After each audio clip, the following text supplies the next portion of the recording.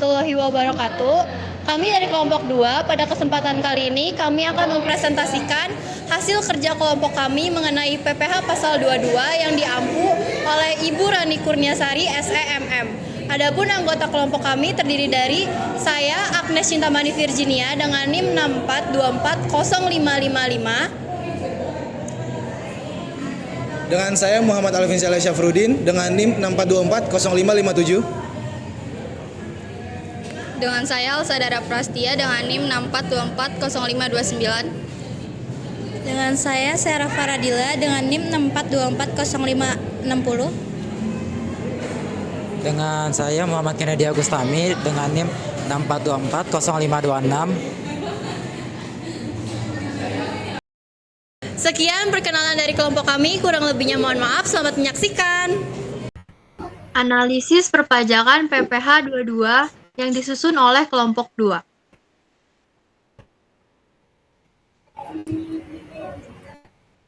Latar belakang, pajak merupakan elemen krusial dalam struktur perekonomian negara yang berfungsi sebagai tulang punggung pembiayaan pembangunan nasional.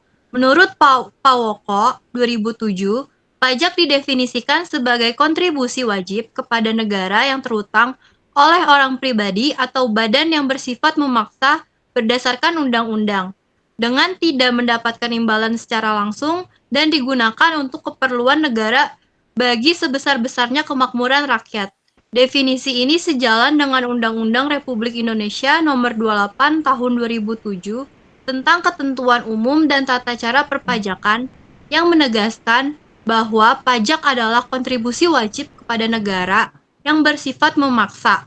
Sifat memaksa ini menunjukkan bahwa kepatuhan pajak bukan sekadar sukarela, melainkan kewajiban hukum yang mengikat setiap warga negara yang memenuhi syarat subjektif dan objektif demi keberlangsungan negara. Berikutnya ada rumusan masalah. Yang pertama, untuk mendeskripsikan konsep dasar hukum, serta pihak-pihak yang terlibat dalam PPH pasal 22. Yang kedua, untuk menjelaskan dan mensimulasikan perhitungan PPH pasal 22 pada berbagai kasus transaksi. Yang ketiga, untuk menjabarkan tata cara pelaporan dan penyetoran PPH pasal 22 sebagai panduan kepatuhan perpajakan. Tujuan dari penyusunan ini adalah untuk memberikan pemahaman mengenai konsep dasar pajak penghasilan pasal 22, termasuk pengertian, dasar hukum, serta pihak-pihak yang terlibat dalam pemungutannya. Dengan adanya pemahaman tersebut, diharapkan mahasiswa dapat mengetahui peran penting PPH pasal 22 dalam sistem perpajakan di Indonesia. Selain itu, ini juga bertujuan untuk menjelaskan mekanisme perhitungan serta tata cara pelaporan pajak penghasilan pasal 22 secara benar. Dengan memahami proses perhitungan dan pelaporan tersebut, diharapkan dapat meningkatkan ketelitian serta kepatuhan wajib pajak dalam memenuhi kewajiban perpajakannya. Adapun manfaatnya, secara teoritis, penulisan makalah ini diharapkan dapat menambah wawasan dan literatur mengenai perpajakan di Indonesia, khususnya yang berkaitan dengan pajak penghasilan pasal 22. Makalah ini juga dapat menjadi referensi bagi akademisi atau mahasiswa lain yang ingin mendalami mekanisme pemungutan pajak dengan sistem withholding tax, serta dampaknya terhadap penerimaan negara. Secara praktis, makalah ini bermanfaat bagi penulis sebagai sarana menerapkan ilmu perpajakan yang telah dipelajari. Bagi wajib pajak dan perusahaan, makalah ini menjadi panduan dalam perhitungan dan pelaporan PPH pasal 22 agar terhindar dari kesalahan dan sanksi. Selain itu, bagi pemerintah, makalah ini dapat menjadi bahan evaluasi dan penyempurnaan kebijakan perpajakan di lapangan. Selanjutnya, pengertian dan fungsi pajak. Menurut Undang-Undang Nomor 28 Tahun 2007 tentang Ketentuan Umum dan Tata Cara Perpojokan KUP, pajak didefinisikan sebagai kontribusi pada negara yang terutang oleh orang pribadi atau badan yang bersifat memaksa, berdasarkan undang-undang dengan tidak mendapatkan imbalan secara langsung dan digunakan untuk keperluan negara bagi sebesar-besarnya kemakmuran rakyat. Dalam perekonomian, pajak memiliki dua fungsi utama. Yang pertama, fungsi anggaran atau budgeter. Pajak berfungsi sebagai sumber dana utama bagi kas negara untuk membiayai pengeluaran rutin dan pembangunan. Yang kedua, fungsi mengatur atau regulan. Pajak digunakan sebagai alat untuk mencapai tujuan ekonomi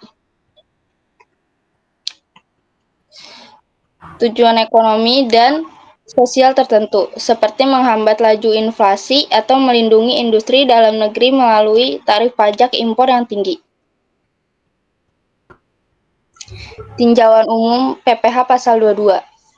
Pajak penghasilan PPh Pasal 22 merupakan jenis pajak yang dipungut oleh bendaharawan pemerintah, pusat atau daerah, instansi pemerintah, serta badan-badan tertentu, baik pemerintah maupun swasta, sehubungan dengan pembayaran atas penyerahan barang, kegiatan impor, atau kegiatan usaha di bidang lain.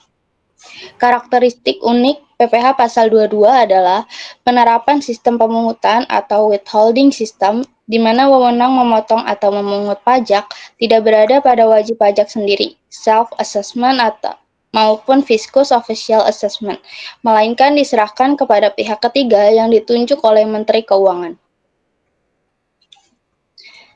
Selanjutnya, dasar hukum. Pelaksanaan PPh Pasal 22 didasari oleh regulasi berikut. Yang A. Undang-Undang Nomor 36 Tahun 2008 tentang Pajak Penghasilan. Yang B. Peraturan Menteri Keuangan atau PMK Nomor 34/PMK /010/2017 tentang pemungutan PPh Pasal 22 sehubungan dengan pembayaran atas penyerahan barang dan kegiatan di bidang impor atau kegiatan usaha di bidang lain. Yang C. Undang-Undang Nomor 7 Tahun 2021 tentang harmonisasi peraturan perpajakan atau HPP. Tarif PPh 22. Tarif pajak penghasilan pasal 22 ditetapkan berbeda-beda, tergantung pada jenis transaksi yang dilakukan.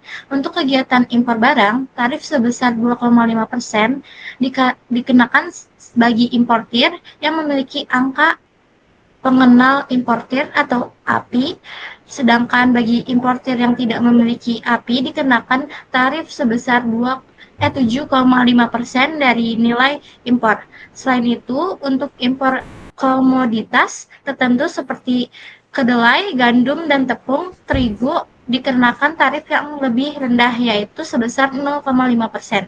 PPh Pasal 22 juga dikenakan atas pembelian barang oleh bendahara pemerintah dan BUMN dengan tarif sebesar 1,5% dari harga pembelian sebelum PPN. Untuk penjualan hasil produksi industri tertentu seperti semen, baja, otomotif, dan farmasi, tarif ditetapkan berdasarkan persentase dari dasar pengenaan pajak atau DPP PPN. Sedangkan untuk barang yang tergolong sangat mewah, tarif PPh Pasal 22 dikenakan sebesar 5% dari harga jual. Wajib pajak yang tidak memiliki NPWP akan dikenakan tarif 100% lebih tinggi dari tarif normal. Next. Pengecualian pemungutan PPh 22. Berikut ini adalah daftar pengecualian terhadap pemungutan PPh 22. Yang A. Impor barang atau penyerahan barang yang berdasarkan ketentuan peraturan perundang-undangan tidak terhutang. Pengecualian tersebut harus dinyatakan dengan surat keterangan bebas PPh Pasal 22 yang diterbitkan oleh Direktur Jenderal Pajak. B. Impor barang-barang yang dibebaskan dari bea masuk sebagaimana dimaksud dalam Pasal 6 dan Pasal 7 PP Nomor 6 Tahun 1969 tentang pembebanan atas impor sebagaimana diubah dan ditambah terakhir dengan PP Nomor 26 Tahun 1988 JO.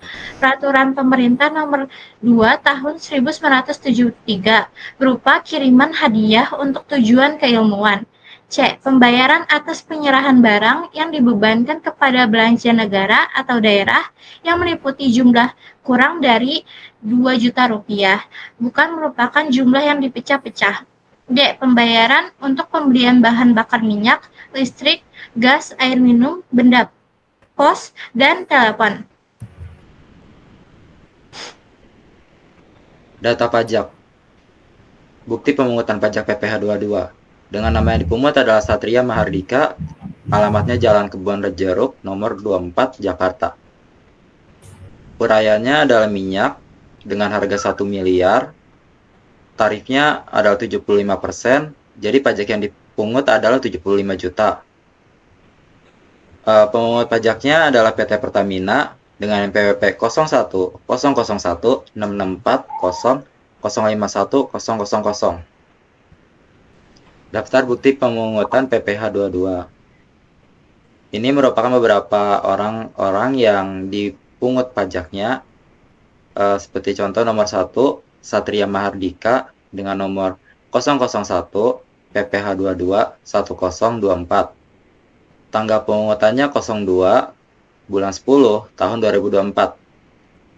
Nilai yang dipungut adalah nilai objek pajaknya adalah 1 miliar. PPh yang dipungutnya adalah 75 juta. Begitupun yang di bawahnya. Perhitungan pajak. Minyak mentah dengan nilai impor 1 miliar, tarif pajaknya 7,5%, PPh yang dipungut jadi 75 juta. Lalu 2 gas alam dengan nilai impor 500 juta, tarif PPh-nya 7,5%. Lalu PPh 22 yang dipungut adalah 37.500.000. Lalu ketiga solar dengan nilai impor 250 juta, tarif yang diambilnya 7,5%. Lalu PPh 2 yang dipungut adalah 18.750. Lalu yang keempat LPG dengan nilai impor 300 juta, tarif PPh-nya 7,5%. PPh yang dipungut adalah 22.500.000. Lalu yang kelima adalah Aftur, Aviatan Turbine Fuel.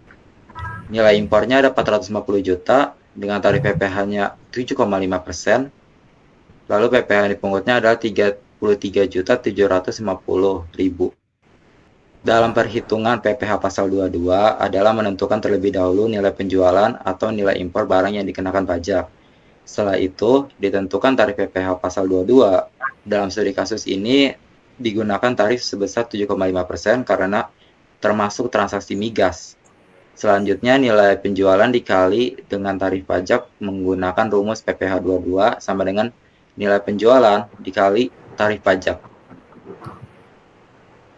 Contoh perhitungan PPh pasal 22. Sebagai contoh perhitungan pajak penghasilan pasal 22, digunakan transaksi penjualan minyak mentah dengan nilai penjualan sebesar 1 miliar rupiah.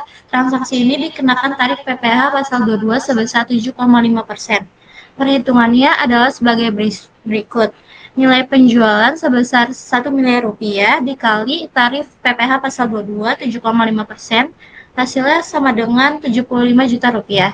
Dari transaksi penjualan minyak mentah tersebut, pajak yang harus dipungut oleh perusahaan dan disetorkan ke negara adalah sebesar 75 juta rupiah.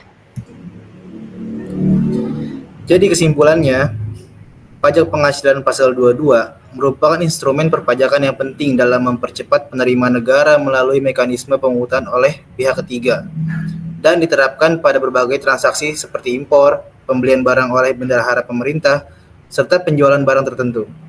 Dasar hukum dan tarif PPh pasal 22 yang beragam dan cukup kompleks menuntut wajib pajak serta bendaharawan untuk memahami peraturan terbaru agar tidak terjadi kesalahan administrasi. Hasil perhitungan pada studi kasus migas menunjukkan bahwa nilai pajak yang dipungut cukup besar, sehingga diperlukan ketelitian dalam perhitungan.